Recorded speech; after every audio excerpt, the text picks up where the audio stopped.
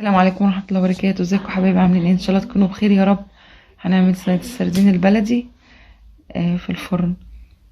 السردين اليومين دول حلو قوي وملحم. في سردينة ساعات بيبقى مش حلو، مبططة كده، بتبقى وحشة في صينية السردين، بتستمر، بتبقى غامقة. انما ده بقى حلو، ده اليومين دول السردين حلو.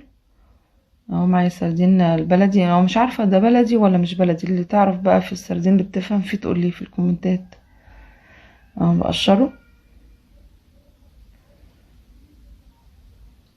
بقشره بغسله حلو قوي وبعصر عليه ليمون، عشان انا هقطع عليه شرايح ليمون قبل ما ادخله الفرن، وبعد ما اطلعه من الفرن هنعصر ليمون. مش بحط ليمون وهو في الفرن، بحط شرايح بس. ده بقى الخلطة بتاعته اللي هي الدقة، توم وشطة وكمون وكزبرة وملح. ونظبط الملح بتاعه عشان لما بيطلع حادق مش بيبقى حلو. هنا هنوزع بقى الدقة عليه ونركنه.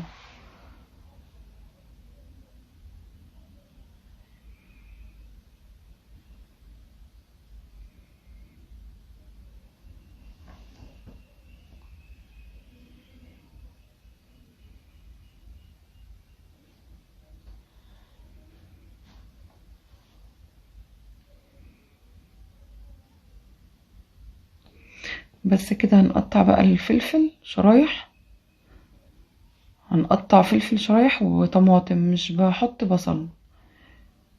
في ناس بتضيف بصل، انا مش بضيف بصل.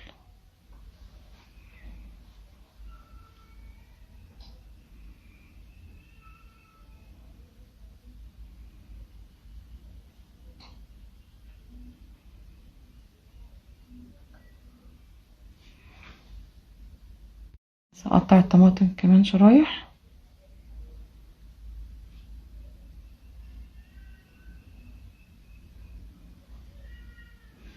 الخلطة دي بتتحط على السردين، بتبقى حلوة قوي، بتتاكل بالعيش كده او بتبقى حلوة يعني. دي شرايح ليمون هحطها على الوش. بحط عليها حتة دقة بقى، الخلطة دي اللي هتتحط على الوش بتبقى حلوة قوي مع الرز برضو، يعني الرز الابيض او بالعيش مع السردين بتبقى حلوة قوي. بس هوزع بقى السردين في الصينية.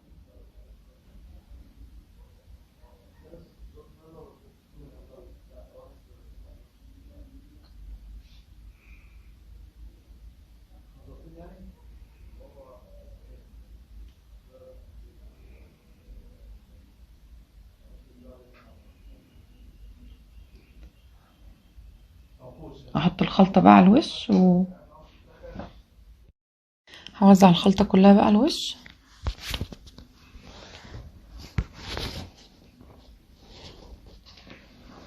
احط شرايح الليمون، وانا بعد ما اطلع الصينيه بعد ما تطيب بعصر بقى الليمونه عليها في الاخر، مش بعصرها قبل ما تخش الفرن. بس نحطها بقى في الفرن، نحط حبه زيت بقى حلوين الاول كده.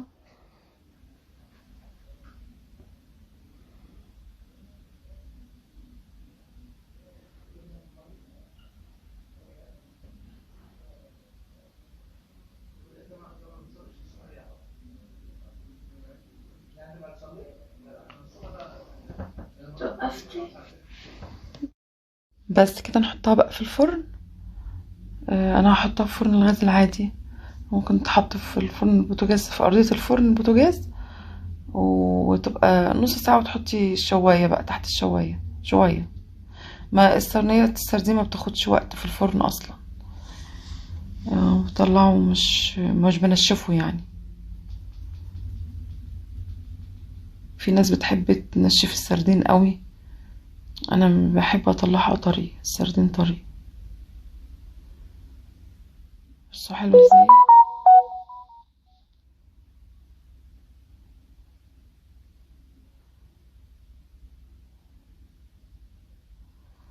لحمه حلو وابيض وجميل. بس السلام عليكم ورحمة الله وبركاته.